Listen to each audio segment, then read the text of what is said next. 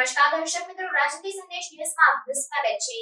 Gujarat cancer and research ઇન્સ્ટિટ્યૂટમાં તબીબી સેવા તરીકે ફરજ દર્શાવતા ડોક્ટર હેમંત સરૈયા દ્વારા 175મું રક્તદાન કરવામાં આવ્યું।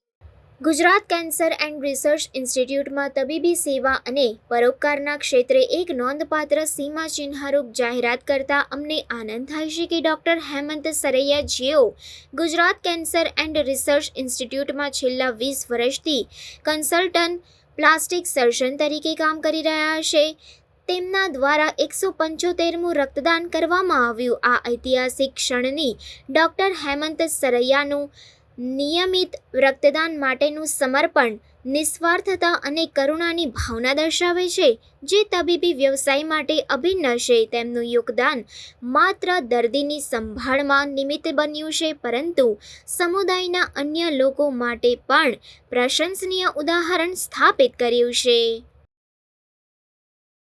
મોટી વાત અને આગળ પણ આ વાત જળવાઈ રહે તે માટે કયા પ્રકારના પ્રયત્નો? આજનો દિવસ Gujarat cancer and research institute Ahmedabad માટે આનંદનો દિવસ છે। મને જણાવતા આનંદ થાય છે કે અમારી સંસ્થામાં 20 વર્ષથી વધુ સમયથી કામ કરતા plastic surgeon, honorary visiting plastic surgeon doctor Hemantbhai Saraiya, કે જેઓ કેન્સરના દર્દીઓની સર્જરી કર્યા પછી જે પ્લાસ્ટિક સર્જરી કરવાની આવે છે, અને જે પ્લાસ્ટિક સર્જરી કે ફ્રી ફ્લેપ માઇક્રોવાસ્ક્યુલર સર્જરી કે જેનો પ્રાઇવેટમાં કોસ્ટ લગભગ 5 થી 10 લાખ જેટલો થતો હોય છે, તેવી સર્જરી વિનામૂલ્યે દર્દીઓને કરી આપે છે। તેની સાથે સાથે તે દર્દીઓને કામમાં આવે તે માટે રેગ્યુલર બ્લડ ડોનેશન પણ કરે છે। આજે ડૉક્ટર હેમંત સરૈયા 175મી વાર જીસીઆરઆઈ ખાતે જે બ્લડ ડોનેશન થયું છે તેમનું આજે 175મી વાર હતું। તેના માટે આ એક વિશિષ્ટ પ્રસંગ અમારા માટે હતો, અને એના માટે આપણે આજે સૌ ભેગા થયા છીએ। હું આપને જણાવું કે કેન્સર હોસ્પિટલ ખાતે જે દર્દીઓ આવે છે તે આખા ગુજરાતમાંથી આવે છે। તે સિવાય ગુજરાત સિવાય adjoining state Madhya Pradesh, Rajasthan, Bihar, Maharashtra, UP, Orissa, Assam જે એબીપીએમ જે યોજના જે છે તેના અંતર્ગત દર્દીઓ બહારથી પણ આવે છે। દરરોજ અમારે ત્યાં યુપી, બિહાર, ઓરિસ્સા, આસામ આવા બધા દર્દીઓ પણ આવતા હોય છે। કેન્સરના જે દર્દીઓ છે તેમાં જે લ્યુકેમિયા એટલે કે બ્લડ કેન્સરની જે બીમારી છે, અને જે દર્દીઓને કિમોથેરાપી આપવાની થતી હોય છે, તેવા દર્દીઓને ઘણીવાર કાઉન્ટ ઓછા થઈ જતા હોય છે। તેમાં ત્રાક કણો એટલે કે પ્લેટલેટને કણો પણ એની સંખ્યા પણ ઓછી થઈ જતી હોય છે, અને ત્યારે તે દર્દીઓને સ્પેશિયલ પ્લેટલેટ્સ આપવાની જરૂર પડતી હોય છે, અને પ્લેટલેટ પ્લાઝમા અથવા તો સિંગલ ડોનર પ્લેટલેટની પણ જરૂર પડે છે। તે જ રીતે ગુજરાતમાંથી જે દર્દીઓ આવે છે, કે સૌરાષ્ટ્રથી આવી રહ્યો છે, કે કચ્છ ભુજથી આવી રહ્યા છે, જે અમદાવાદ કે નજીકના હોય તો તેમના સગાને બોલાવીને રિપ્લેસમેન્ટ કરાવી શકે છે, પણ જે લોકો દૂરથી આવે છે અને ત્યારે તેમના દર્દીના સગાને અહીંયા બોલાવવા તેમના માટે તકલીફવાળું હોય છે, અને ત્યારે આવા જે બધા અમારા ડોનર્સ છે, અમારી પાસે સિંગલ ડોનર પ્લેટલેટ એટલે કે એસટીપી, જ્યારે પ્લેટલેટની સંખ્યા ઓછી હોય તો ત્યાંનું ડોનરનું લિસ્ટ હોય છે, અને જ્યારે જે કોઈ દર્દીને જરૂર હોય ત્યારે અમે જો દર્દી દૂરથી આવતું હોય તો દર્દીના સગાને ન બોલાવતા અમારા ડોનરના લિસ્ટમાંથી અમારા જે ડોનર છે તેમને બોલાવીને અને આ ઉપલબ્ધ કરાવતા હોઈએ છીએ। કેન્સર હોસ્પિટલ ખાતે જે દર્દીઓ આવે છે તેમાં લગભગ એવરેજ અમારી જરૂરિયાત છે 50,000 યુનિટની વર્ષે જરૂર પડતી હોય છે। અમારે ત્યાં ઇનહાઉસ રિપ્લેસમેન્ટ જે છે, દર્દીના સગા વોલન્ટરી જે રિપ્લેસ કરે છે તે વર્ષે લગભગ 17,000 થી 17,500નો આંકડો છે। બાકી અમે આઉટડોર કેમ્પ કરીએ છીએ અને તેમાંથી કલેક્શન કરતા હોઈએ છીએ। આમ કેન્સરના દર્દીઓ માટે આ એક સવિશેષ અમારી જે જરૂરિયાત છે તેને પહોંચી વળવા ડૉક્ટર હેમંતભાઈ જેવા જે અમારા ડોનરો છે તે અમારા માટે અને દર્દીઓ માટે આશીર્વાદ સમાન છે। મારી સર્વને નમ્ર વિનંતી છે કે જે લોકો રેગ્યુલર ડોનર છે તેઓ પણ જીસીઆરઆઈ ખાતે આવી અને બ્લડ ડોનેટ કરે, તે જ રીતે એસટીપી સિંગલ ડોનર પ્લેટલેટ પણ ડોનેટ કરે, તો જેથી કરીને કેન્સરના દર્દીઓને લાભ મળે।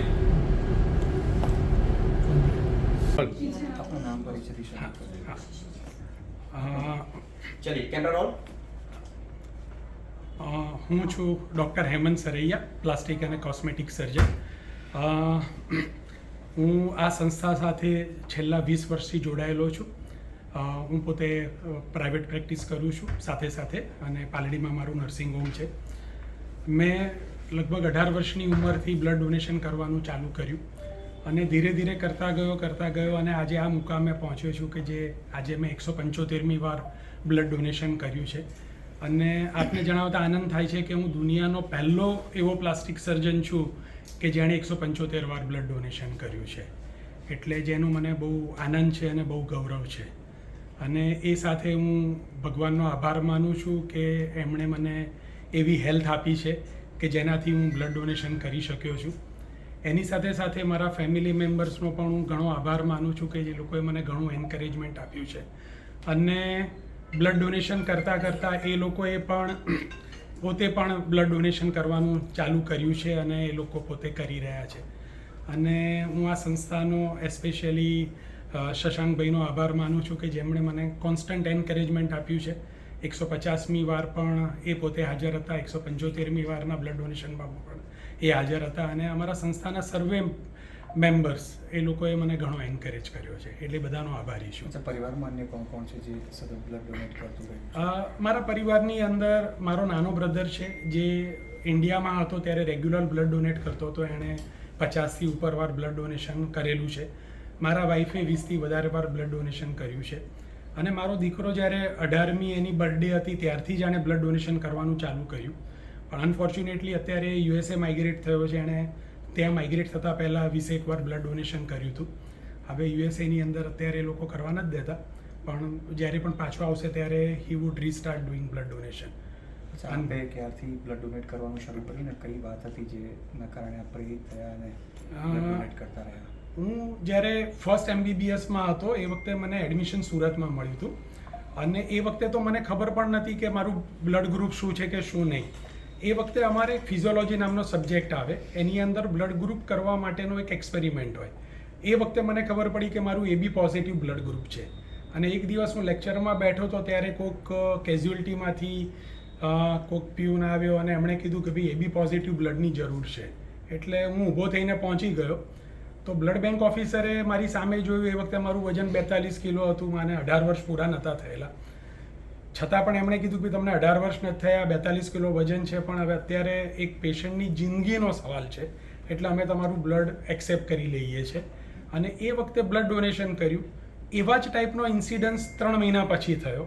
અને ત્યારથી મને એવું લાગ્યું કે માણસ રેગ્યુલર બ્લડ ડોનેશન કરે તો ડેફિનેટલી કોઈ પણ વ્યક્તિની આપણે જિંદગી બચાવી શકીએ છીએ. અને એ વખતથી મેં નક્કી કર્યું કે જ્યાં સુધી મારાથી થઈ શકશે ત્યાં સુધી હું બ્લડ ડોનેશન કરતો રહીશ. બ્લડ ડોનેશનથી તમને હેલ્થ બેનિફિટ્સ કેવા મળ્યા છે? હું એક વસ્તુ એવું કહીશ કે કેટલી બધી વાર એવું થયું છે કે મેં અત્યારે આવી રીતે બ્લડ ડોનેશન કર્યું હોય અને ઉપર 5મે માળે જઈ અને 10 કલાકનું ઓપરેશન કર્યું હોય. એટલે મારો કહેવાનો અર્થ એવો છે કે બ્લડ ડોનેશનથી ક્યારેય અશક્તિ આવી નથી. અત્યારે પણ હું રોજ 12થી 14 કલાક કામ કરું છું. અને અત્યારે નવા રિસર્ચ પ્રમાણે એક સાયન્ટિસ્ટે એવું શોધી કાઢ્યું છે કે જે લોકો રેગ્યુલર બ્લડ ડોનેશન કરે છે એ લોકોને હાર્ટ એટેકનું પ્રમાણ ઘણું ઓછું હોય છે. એટલે આ પણ એક એડેડ બેનિફિટ છે. પણ મને કોઈ એનાથી અશક્તિ લાગી નથી કે કોઈ દિવસ એવું લાગ્યું નથી કે હું બ્લડ ડોનેશન કરીને આરામ કરું. એટલે નિયમિત દર 3 મહિને ડોનેશન કરતો રહું છું.